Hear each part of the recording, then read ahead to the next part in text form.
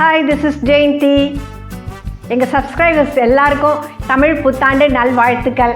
எல்லாரும் எல்லா நலமும் வளமும் பெற்று நல்லா சந்தோஷமாக வாழ எங்களுடைய பிரார்த்தனைகளும் எங்களுடைய நல்வாழ்த்துக்களும். இந்த தமிழ் நியூ இயர் ஸ்பெஷல் ஒரு ஸ்வீட் ஒன்று செஞ்சு காட்ட போகிறேன்.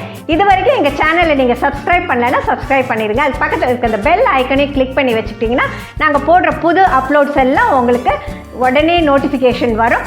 இந்த வீடியோ பிடிச்சிருந்ததுன்னா லைக் பண்ண மறந்துடாதீங்க. அப்புறம் எல்லாருக்கும் ஷேர் பண்ணுங்கள்.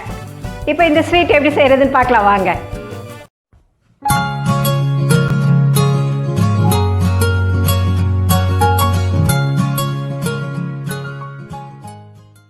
வாழைப்பழம் 3,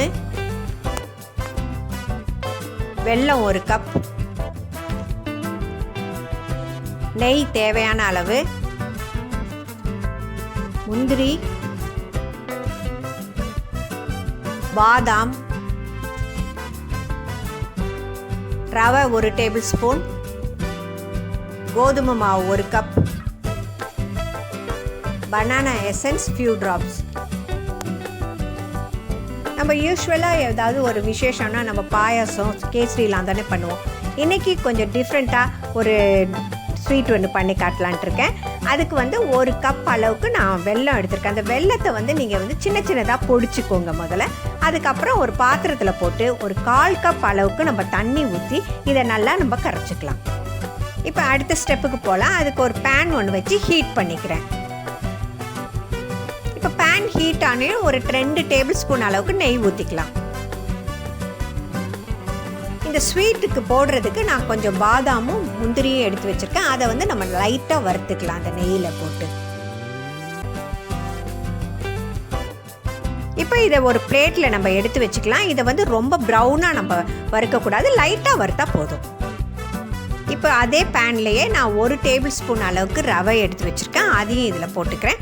1 கப் அளவுக்கு கோதுமை மாவு அதையும் இதில் போட்டு நம்ம நல்லா இதை வறுத்துக்கணும். நல்ல ஒரு வாசனை வரும் இதில், அது வரைக்கும் நம்ம வறுத்துக்கலாம். இதை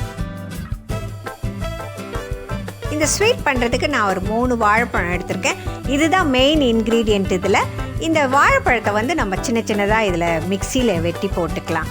வாழைப்பழத்தில் நிறைய மினரல்ஸ் இருக்குது. அப்புறம் இது கான்ஸ்டிபேஷனுக்கு நல்லது. இது எல்லாருக்குமே தெரிஞ்சது தான். இந்த ஸ்வீட் பண்ணுறதுக்கு இந்த பழம் நல்லா கனிஞ்ச பழமாக இருக்கணும், ரொம்ப காயெல்லாம் இருக்கக்கூடாது. இப்போ இதை எல்லாத்தையும் போட்டு நம்ம ஒரு ஃபைன் பேஸ்ட்டாக அரைச்சி எடுத்துக்கலாம். மாவு நல்லா ஃப்ரை ஆகி ஒரு லைட் ப்ரௌன் கலருக்கு வரும்.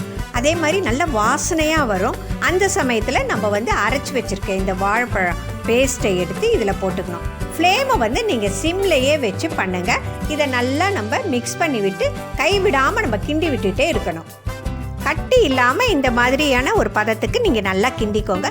தேவைப்பட்டால் நீங்கள் நெய் கூட இன்னும் கொஞ்சம் ஆட் பண்ணிக்கலாம். இப்போ இந்த மாவும் வாழைப்பழமும் நல்லா பிளெண்ட் ஆகி வர சமயத்தில் நம்ம கரைச்சி வச்சுருக்க இந்த வெல்லத்தை ஒரு ஃபில்டர் வச்சு நம்ம வடிகட்டிக்கலாம். ஏன்னா சம்டைம்ஸ் கொஞ்சம் மண் இந்த திப்பிலாம் இருக்கும். அதனால் நம்ம இந்த மாதிரி வடிகட்டி சேர்த்துக்கலாம். இதை இப்போ நம்ம ஒரு நல்ல அல்வா பதத்துக்கு நல்லா கிண்டிக்கணும். நீங்கள் வெல்லத்துக்கு பதிலாக சுகர் போட்டுக்கலாம், இல்லை நாட்டு சர்க்கரை கூட சேர்த்துக்கலாம். ஆனால் வெல்லம் போடுறது ஹெல்த்தியும் கூட, டேஸ்ட்டும் நல்லாயிருக்கும். நல்லா ஒரு அல்வா பதத்துக்கு வந்திருக்கு பாருங்கள். இப்போ நம்ம கொஞ்சம் நெய் ஊற்றிக்கலாம். நெய் ஊற்றினா நல்லா அந்த டெக்ஸ்டரும் நல்லாயிருக்கும். அடுத்ததான் நான் கொஞ்சம் பனானா எசன்ஸ் எடுத்து வச்சுருக்கேன். அதை இதோட சேர்த்துக்கிறேன். பனானா எசன்ஸ் உங்ககிட்ட இல்லைன்னா நீங்கள் வெனிலா எசன்ஸ் ஊற்றிக்கலாம். அப்படியே இல்லைனாலும் நீங்கள் ஏலக்காய் பொடி கூட போட்டுக்கலாம். அது கூட ரொம்பவே நல்லா இருக்கும். இப்போ இதை நம்ம நல்லா நம்ம மிக்ஸ் பண்ணி விட்டுக்கலாம்.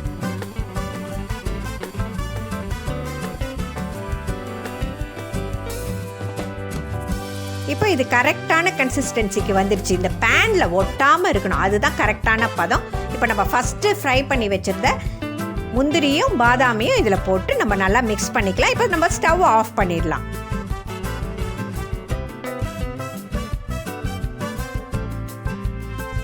இப்போ நான் இதுக்கு ஒரு கேக் மோல்டில் நல்லா க்ரீஸ் பண்ணி வச்சுருக்கேன். நீங்களும் அதே மாதிரி ஒரு பட்டரோ இல்லைனா நெய்யோ ஊற்றி நீங்கள் க்ரீஸ் பண்ணிக்கலாம். ஒரு தட்டு கூட நீங்கள் யூஸ் பண்ணிக்கலாம். இந்த மாதிரி இதில் போட்டு இப்போ நம்ம அதை செட் பண்ணிக்கலாம்.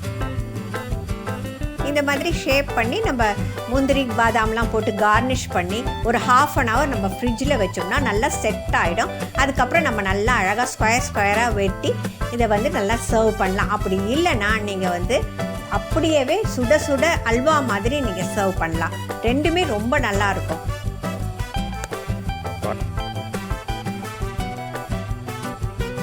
இப்போ நம்ம இதை 1/2 அன் ஹவர் ஃப்ரிட்ஜில் வச்சு எடுத்துக்கலாம்.